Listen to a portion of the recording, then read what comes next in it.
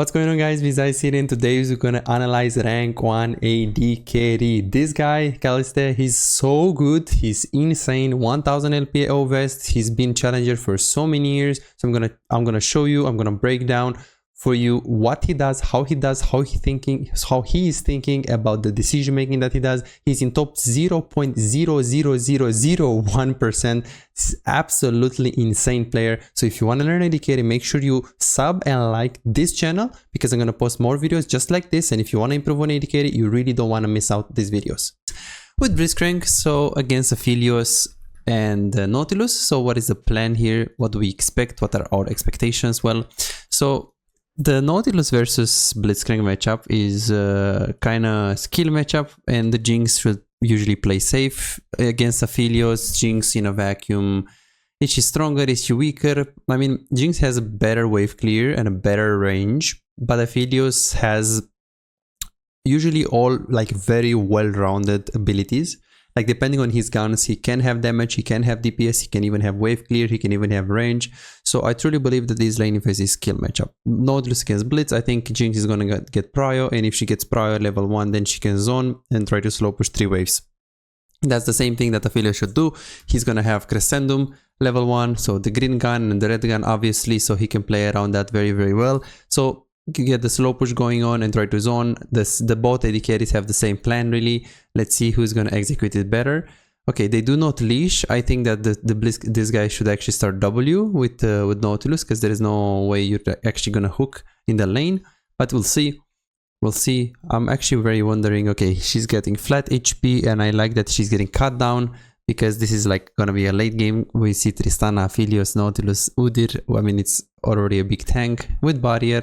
No ghost here. Interesting. So let's see what she's gonna do. So she'll try to get a bit of push here, and then after she gets a bit of push, is she gonna look for a poke? Yeah, so I like what Jinx is doing. She's trying to really go for a little bit of poke on the Nautilus. She knows that she has Prio by default because she has more range level 1 and more wave clear ability. So what she's gonna do right now is that she's gonna stop hitting the minions. Exactly what I said, right? She's gonna stop hitting the minions and she's gonna slow push forever, and now she's gonna zone. I don't think she's gonna hit the minions. Exactly. This is really good. We see the body language is insane, going towards the brush to like dop the aggro, and I think in no universe the Jinx should actually hit the minions here. She should just zone. I see this silver, gold, bronze, diamond, even master tier. Like people like keep pushing. Like why? You have the push. Zone. Blitz it in the brush. Play this case from their perspective. You have more minions. Walk up and zone. Stay around the blitzkrieg. Do something. I see this mistake a lot. People that don't have like proper wave management, and now I think what they're gonna do, that they're gonna crush this, go for a ward in the tribush, easy peasy. So this is a clean play. Blitzcrank actually went like this. This is a bit greedy, but he probably watched the body language of Nautilus. So as he's walking up, Nautilus is backing off, which means Rumble is most likely either here or here. But again, he's unable to gank because of the body language of the... So Blitzcrank knew this because of the body language of the Nautilus. Usually it's very greedy to code like that, but Jinx, she's gonna just try to push. I don't think she should stop from pushing, because if she stops from pushing, then Nautilus and Aphelios, they can poke her, and now they can soon get ganked. So I want to see how they react to this. They do have a big wave, so they know that if they actually play around it, maybe she's gonna win this. Oh my god, this is close. I really like this play. Like another play will just back off and he will just play chill, but she knew that the chances of Rumble coming is relatively low because it's a Nautilus Rumble. It's not the best gank potential, and they had a big wave, so they knew that they can just play around it. Blitzcrank missed the hook right there, which is very unfortunate, and he still kept fighting. So you guys can see here, right? I see a lot of AD carries that are like, oh, but you know, we shouldn't have fought here. I should have just run. I shouldn't not engage.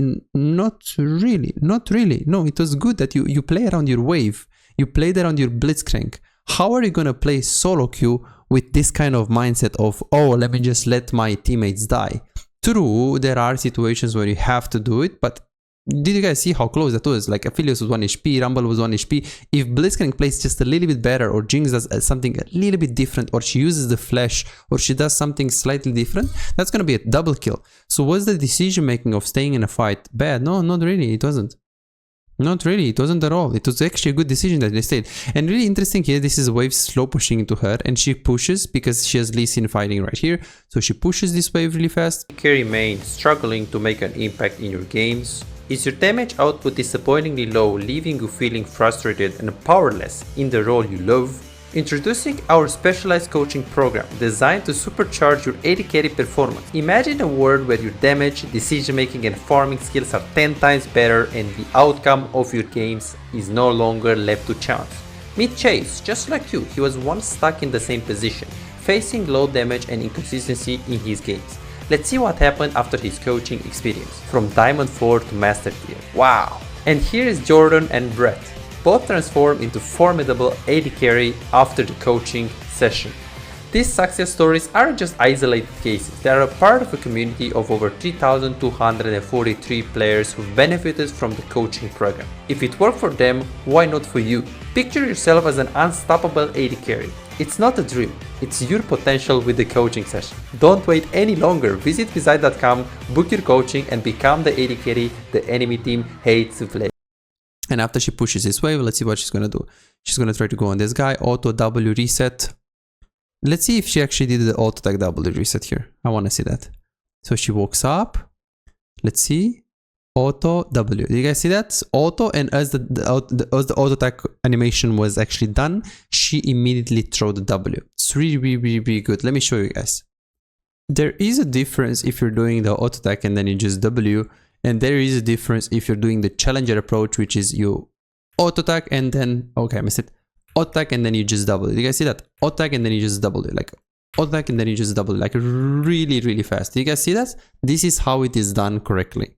So let's go back to the game right now where they left. So Wave is coming into them right here, but she's actually trying to decide to push this. They dive beautifully here, and then now Jinx is gonna get lots of plates. She's gonna push the wave, and after she pushes the wave, she should immediately recall. We can see that the position of the recall is very nice. She actually stays in fog of war. Of course, Brush is also a good position. Challenger players, they also like this specific position because Nautilus would have to be here in order for him to see if Jinx is recalling there. Or some challenger players also prefer Alcove. The reason why he's actually recalling in a position like that is very simple. Is because right now, as we can see here, he pushed. He sees now Nautilus here. He takes the dive, and then after he takes the dive, now he knows exactly where the enemy team is. He knows Aphelios is around here, right? He knows the Nautilus is coming back to the lane, so he knows that he can just recall here. Of course, if he knew that they were a bit closer and they actually see her going like this, they will probably stop the recall of Jinx, but because he tracked really well the timers and the death timers of both the key champions, tracked the position of the Aphelios and the Nautilus, she knew exactly what to do. She's getting it Kal, longsword, dagger, just a normal one, and she's gonna get a kill. This is just like a donation, and let's see what she's gonna do, because she has a freeze right now, but this is a very tricky situation to be in. You have a freeze, but your jungle is starting Drake, so usually you just want to break the freeze, but if he thinks that jungle can do Drake by himself, then you can just freeze here. So this will depend on if he has vision on enemy jungle. That's one variable. Second variable is enemy AD carry, but enemy AD carry doesn't matter that much because he's just an AD carry at level 3. And the most important variable, in my opinion, is mid prio, which they don't have. Okay, so I think in this case, the rank 1 challenger AD carry should actually break the freeze because of the fact that he sees Rumble. Maybe he's going to see, okay, he's patting like this, so this is an important information, and we don't have prio mid lane, so he should push, in my opinion. Let's see. Is he gonna do it? This is very greedy, so this, in my opinion, is not actually a correct play by the Jinx. She actually left the Lee Sin by himself. In my opinion, she should just look to crush. Of course, I'm not sure what is the thought process of the guy, because maybe Jinx was thinking like, hey, if Rumble is gonna come here, we know that he has no flash, and we have flash up on Blitzcrank, so we can easily win the 3v3, especially because we know that the Aphelios has bad guns. So with these guns, he doesn't really do an insane amount of damage. Therefore, we can win the 3v3 even if Lee Sin is actually starting the Drake, especially because we have Blitzcrank and the chompers of the Jinx, and we know that the Aphelios and the Rumble is sumsless. So I don't think this was a good decision. As a coach perspective, I don't think this was a correct decision, even though this guy is challenger. But again, the thought process that I just said maybe was on his mind. This is why when you're analyzing a player, you can never know what is going through his mind unless you ask him what was his thought process. Because here maybe he's gonna tell me, no, it was autopilot, you're right, I should have pushed. Or maybe he would have told me, no, I saw the enemy mid laner low HP as well, I knew they can't move, and I knew we can win 3v3. Sure, that's good. I mean, that's fine. I mean, that's good. You just like kill them, and now of course we're gonna crush again. Same situation. He had a freeze here, but in this case, since Philios is alone in the tower and he has like 1100 gold, he's gonna push this and most likely go for the recall. I don't think he's gonna go for a plate. No one is escorting the wave because this guy is not able to freeze here because of the fact that the next wave is actually really far. So if he would have to freeze, he would be low HP. Plus he doesn't want to stay in the laning phase. So what Aphelios should do here is like take this wave and like insta recall, or because he has Infernum and Gravitum guns and this is a non-cannon wave, he can also consider pushing then and recalling. So this will depend on his gold. How much gold does he have? 700 gold. This is too little. I think he should push this. Let's see if he's gonna do it. Yes, he's gonna push. It's a bit of bad tempo now because Jinx is gonna be in the lane, so if she wants to move on the river, it's iffy. But this is the correct play from Aphelios, as now he has a human buy, he has a berserker buy, 1100 gold, so it's okay. Now he's just gonna push. This is a cannon wave. Lee Sin is actually weak side, but we also know that the Rumble is top side.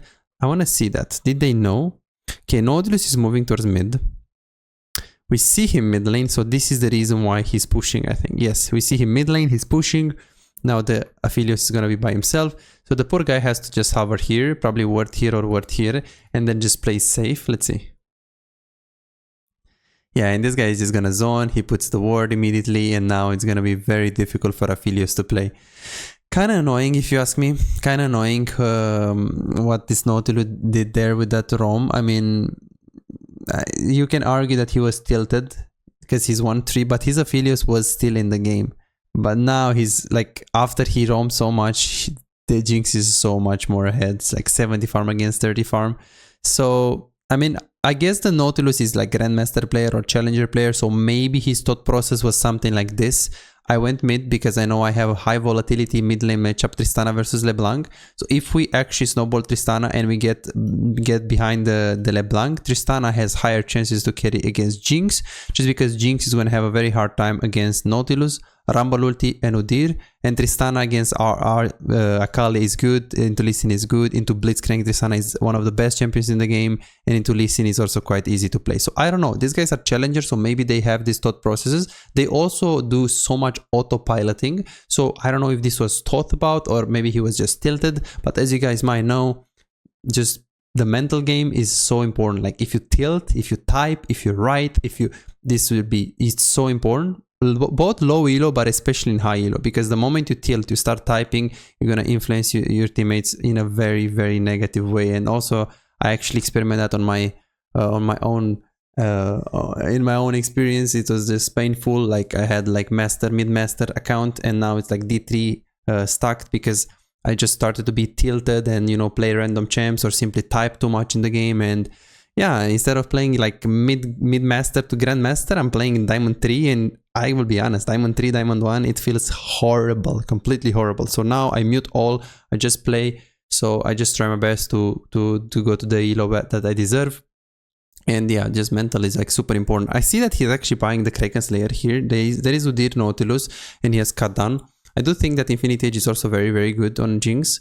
If you have BF Sword first item, I think if you have BF Sword first component, it's kind of expensive, so usually you don't. But I do believe, and I want to see if she actually goes for the Hurricane right here. It would be very interesting for him. Let's see how he actually reacts to this play. So he's pushing the lane. That's good. Then Nautilus is walking up. He's trying to like poke a little bit. And then right now, he goes for the hook. He tries to follow, but we see that he's actually not really following because he doesn't really know where is the enemy jungle, right? So he's kind of following and not following at the same time. And this is something that I get asked a lot, you know, oh, but what can I do? My support is forcing place, and should I follow him? Should I let him die? Well, no, not really. You shouldn't follow him, but you also shouldn't let him die. You should try to stay around him in a way where you're safe. Like now, just check this out. He's getting hooked, she follows, but she doesn't go in. Look at her, look at her. She tries to zone the Aphelios, she tried to hit the Nautilus, but she's not like, she's hovering the play in a way, but she's not committed to the play. She's at any given time, if she wants to run, if she wants to get away, she is going to do it, you know. And that's what's really, really impressive of this guy, is that he knows exactly what's going to happen. He didn't know what is the jungle, so he couldn't actually make a big commitment. Now he's just going to perma push because he's stronger than the Aphelios. He gets the tower, and this is just really insane. Like, he goes around and almost barely gets the kill. So I do believe that this was a very low play, low accuracy play. Like, you get the tower here, and then now you have 1k gold, so you can either recall and go mid, or you can go around. The thing is, you have no vision on the enemy team, so I believe that's actually better to just probably go mid. LeBlanc is gonna go bot. She's easily gonna win against Aphelios. Aphelios is out of the game, absolutely, like 2000 gold behind is insane. Even though he didn't die, he is extremely behind.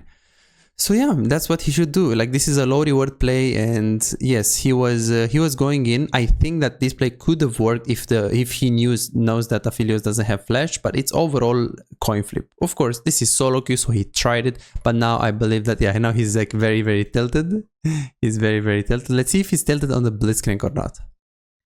Yeah, okay, I see. So he's tilted on the Blitzcrank that he missed the... Oh, actually, yeah, he's a bit tilted, but now he has to be mid. I hope he doesn't go bot, back to bot. So go mid, you have Blitzcrank, just fight, stay with Lee Sin, you have LeBlanc, Blitzcrank, Lee Sin. I can't think about a better synergy. Just hover your jungle, start with the Chompers, you have barrier, it's gonna be a pentakill in team fight. So from now on, it's gonna be a rollover. It's just easy. She's gonna avoid to stay bot, of course, because LeBlanc is there, and she anyways wants to be mid. She goes for PD because there is lots of targets that she can hit, Nautilus and Udyr in particular. I do think that there are some Jinx players that did the math with the Hurricane and they say it's better, but I think that was before the nerfs. I think right now PD is such an OP item because it gives, what, 60% attack speed. It doesn't have the passive, but it's still very good. So what we learned of this player is that consistency is key, and if your support does stupid stuff, that doesn't mean you always have to follow. It doesn't mean you always have to go in and like do like the stupid stuff. We also learned that challenger players, they are autopilot. They do mistakes. They make even big mistakes, but the thing is, they make, let's say, 2 big mistakes per game. You're hard stuck in Emerald, you make probably 30 or 40. You know, that's the level of gameplay. And don't worry, like, challengers are still humans. They are very, very good. They're very good mechanically, they're very good consistency wise, and yeah, I mean, can you reach challenger? I don't know, really. It's like a lot of work and a lot of practice, but as we can see, like, no tilting is important. Playing only 1 or 2 champions is important. Like, this guy plays specifically only Jinx nowadays. Of course, she has good experience on other champions, and one trick pawning can have huge disadvantages if you are below masters. But if you're above master tier, 2 tricking I think is the best, or even 1 tricking can be good if you're picking like Draven or Caitlyn or a champion that is like good in every single situation. So my recommendation is if you're below Emerald, you should have 2 or 3 champs. But if you're above master and you want to climb from master to grandmaster, 2 champs is the best in general. So that's what I believe is good. And of course, meta is preferable if you can. If you like the meta, it's really, really nice. So yeah, personally, I learned that challengers make mistakes. They are autopilot. They are humans. They have very good mental. Even though this guy pinged the Blitzcrank so much, he still focused. He still played. He still didn't do like stupid stuff. He wasn't going for that playstyle of, oh, my Blitzcrank died 5 times, 8 times, 9 times. I'm gonna end. I'm so tilted. No, he didn't do it. He just didn't do it. And I really like his hovering a lot, his team. Look, another player would just go top and be like, oh, I'm gonna get the farm because farm is important. They're doing Nash, man. You need to be in fights. And you guys saw how much he was actually mid lane. And he didn't actually, he didn't actually say side lane really a lot. I mean, if he has to, he can catch side lanes, but otherwise he doesn't really need it, right? Like, he can just stay on mid lane. So this is what I learned from this game. Let me know, guys, if you like this kind of content. Let me know if you want to see more. And yeah, see you next time. Bye-bye. $5. If you have problems improving and getting better in the game faster but cannot afford booking coaching, on my Patreon you can access more than 627 VOD reviews, premium videos about how to wave management, mid-game macro, and tier lists that will show you the best champions to climb and to improve for your elo. And these are not on YouTube, this is only on Patreon, they're exclusive. Moreover, you can participate in the free coaching waiting list to get a premium VOD review. I'm giving away 2 free VOD reviews every single week. All what you need to do is simple 2-step process. Subscribe to my Patreon and share your OPGG and voila, you are on the waiting list. You're gonna get a personalized VOD review for any game in your match history. For just $5, you get not only the free VOD review, but a whole bunch of exclusive benefits that will supercharge your gaming experience. It's a small investment for a big return. And it's just $5, it's no brainer, right? But here is the deal, you've got to act quickly. The waiting list is already filling up fast. 55 people already subscribed to the Patreon, and there are 6 people that they already are on board, they are on the waiting list. And more are joining every moment. Now, do you want to secure your spot for a free VOD review? Go ahead on my Patreon and reserve it right now.